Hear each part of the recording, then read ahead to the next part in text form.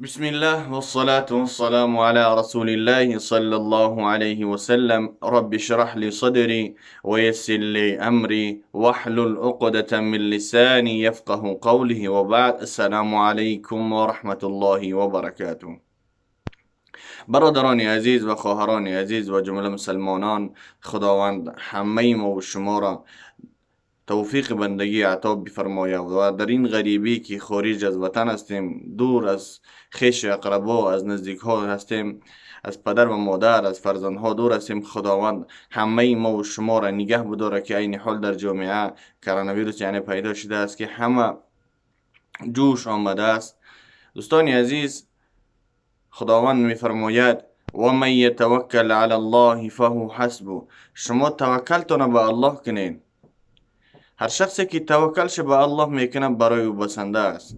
دوستانی عزیز، وقتی که پیغمبر خدا صلی الله علیه و سلم برای ما و شما میفرماید که دعاها را بخونین هر سحر و هر بیگاه، ما نمیخونیم. وقتی که یگان کس خواب میبینه که در داخل قرآن موی پیغمبر باشه، سبحان الله، همون لحظه و زمان دست به قرآن میزنند.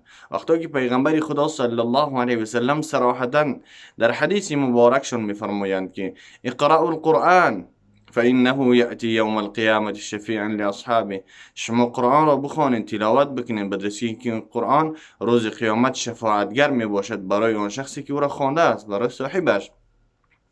اما متاسفانه ما به این نظر نمیکنیم. وقتی که پیغمبر خدا صراحتا میگه در حدیث ها بسیار هستند و در دیگه حدیث میفرماید که اللهم انی اعوذ بک من البرص والجنون والجذام ومن سیل الاسقام. همین را بخونین و این با دوستانتون تعلیم بتین.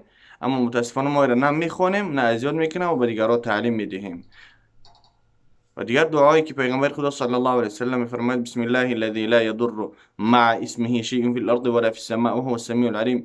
این دعا را سحر و بیگاه 3 باری بخونین، ان شاء الله که یگان بیماری برای شما ضرری نمیرسونه. همیشه توکلتون به الله کنین و باز هم احتیاط کنین. حداقل نمردین که بکشین که جامعه بسیار شدید از خطر است. با اون خاطر که در کرانتین نزنین، با احتیاط بشین و دعای پیغمبر خدا صلی الله علیه و سلم را فراموش نکنین. اللهم إني أعوذ بك من البرص والجنون والجذام ومن سيء الأسقام. اللهم إني أعوذ بك من البرص والجنون والجذام ومن سيء الأسقام. اللهم إني أعوذ بك من البرص والجنون والجذام ومن سيء الأسقام. إن شاء الله که همیشه با دعا باشین که خداوند جمله مسلمانان را از این گونه بیماری نگه بداره، رها بده. اللهم احفظنا واسترنا یا رب العالمین. وقتی که از خانه خارج میشین، از خانه بیرون میشین، بگین بسم الله توکلت علی الله ولا حول ولا قوة الا بالله. اللهم إني أعوذ بك أن أضل أو أضل أو أزل أو زل أو أظلم أو أظلم أو أجهل أو يجهل علي ولا حول ولا قوة إلا بالله فتبارك الله أحسن الخالقين. اللهم احفظنا واسترنا يا رب العالمين. انشاءالله همین دعاها را بخونین، یگان چیز ضرری به شما نمیرسونه. حدیثی صراحتا است که پیغمبر خدا صلی الله علیه و سلم میفرماید من صلى صلاة الصبح و فی ذمت الله. هر شخصی که نمازی بامداد را میخونه او در ذمه خداوند است. خداوند او را به گردن میگیره که با او یگان چیز ضرر نمیرسونه. با اون خاطر دوستانی عزیز، همیشه به ذکر یاد عبادت الله باشین. و ذکر فإن الذکر تنفع المؤمنین. ذکر یاد خدا کنه، به دستی که ذکر یاد خدا منفعت میرسانه برای مؤمن ها.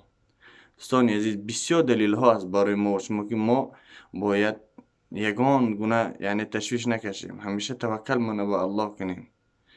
ومن يتوكل على الله فهو حسبه. هر شخصی که توکلش به الله میکنه برای او بسنده است. موقع در امان الله باشین، با دعا باشین که خداوند جمله مسلمانان را در این غریبی نگه بداره که یگان بیماری به اونها نرسه، یگان بیماری در گرفتار نشوه. موقع در امان الله. السلام علیکم و رحمت الله و برکاته.